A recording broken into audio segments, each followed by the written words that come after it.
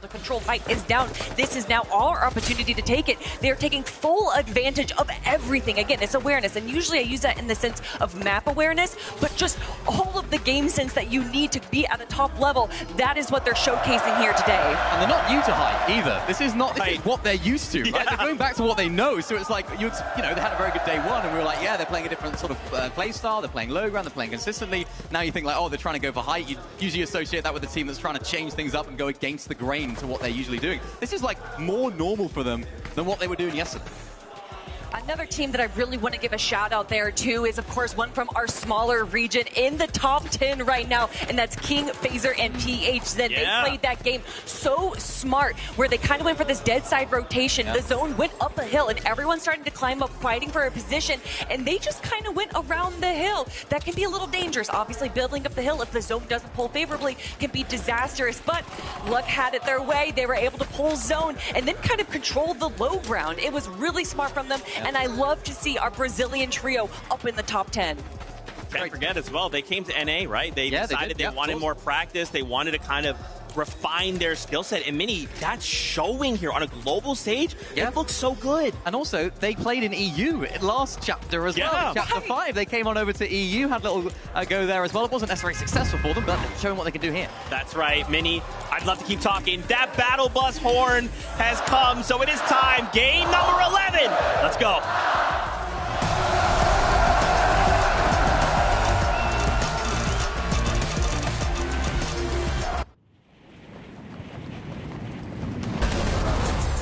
Game 11. There's only 2 chances left for every team in this lobby from around the world to get points and rise up that leaderboard. We're seeing the top 4. Anything is achievable. But we had Levin on the last broadcast hyping up, representing EU. I had to bring a brother from NA over. Vivid is going to bring in all the stops for this one. We've been talking about it all day. Yeah, NA's looking a little rough. We're still fighting for 3rd place right now, but we know how the fights early game are going on. It's all about Rangers ruin.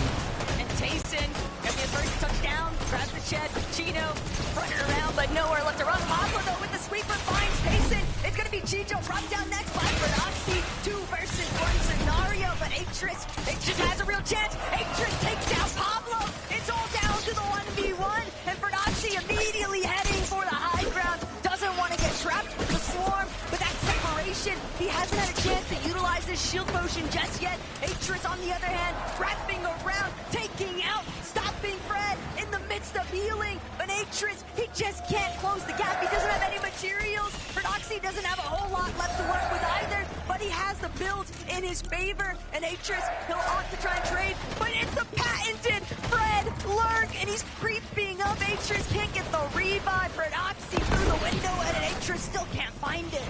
He got multiple pieces through that wall, and even the cone inside. He's trying to distract him long enough while he backtracks and tries to go revive for revive. So no longer going to be a 1v1. Tayson and Pablo are back into the game, but business as usual. Kazi, Tika, and Aspect are looking to third party this fight.